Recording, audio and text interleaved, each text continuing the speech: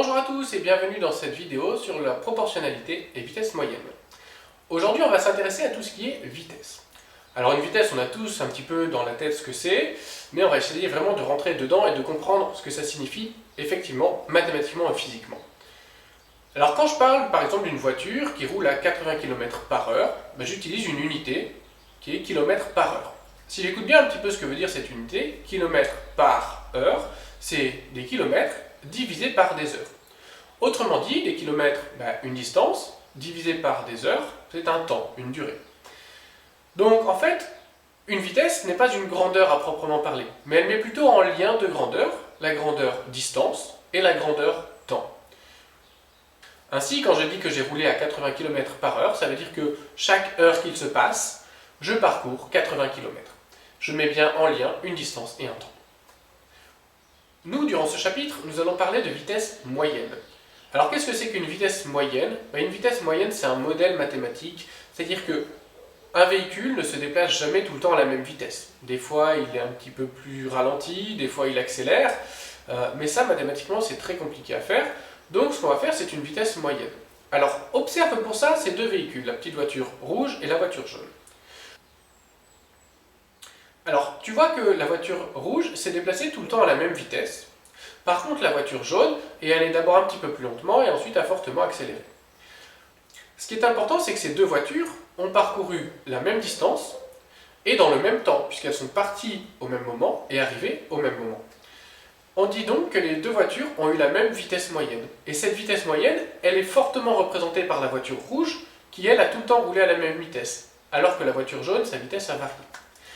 Comment calculer une vitesse moyenne?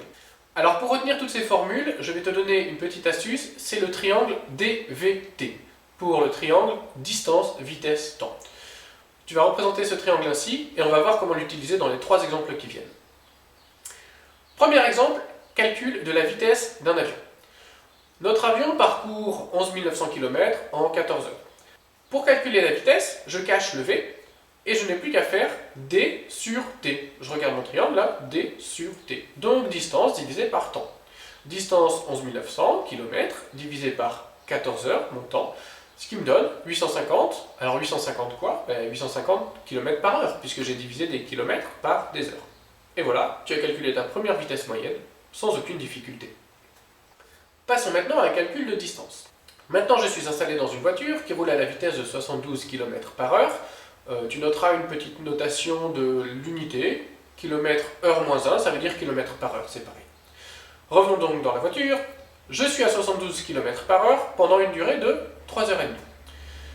Pour calculer la distance, donc je cache le D, et je me rends compte que je dois faire V fois T, parce qu'ils sont au même étage, donc je les multiplie.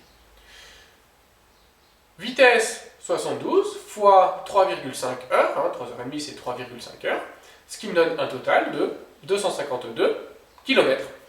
J'ai bien ma distance en kilomètres. Pas compliqué. Dans le dernier exemple, calculons une durée. Bon, j'ai une randonnée de vélo de 46 km et je sais que moi, en moyenne, je roule à 20 km par heure. Et j'aimerais bien prévoir combien de temps je vais mettre pour faire cette randonnée. Je dois calculer un temps, donc je cache le T, et je me rends compte que je dois faire distance divisée par vitesse. Donc je vais diviser ma distance, 46 km, par ma vitesse, 20 km par heure. Si je fais ça, ça me fait 2,3. Alors 2,3 quoi? 2,3 heures. Sauf que bon, 2,3 heures, on ne parle pas trop comme ça, donc je vais dire que c'est 2 heures, plus ce 0,3 heures, je vais le convertir en minutes. Pour convertir des heures en minutes, fois 60, parce que dans une heure, il y a 60 minutes. Donc 2 heures plus 0,3 fois 60, donc 2 heures et 18 minutes. Voilà pour le calcul de durée. Voilà, maintenant les vitesses n'ont plus aucun secret pour toi. À toi de t'entraîner, à toi de jouer.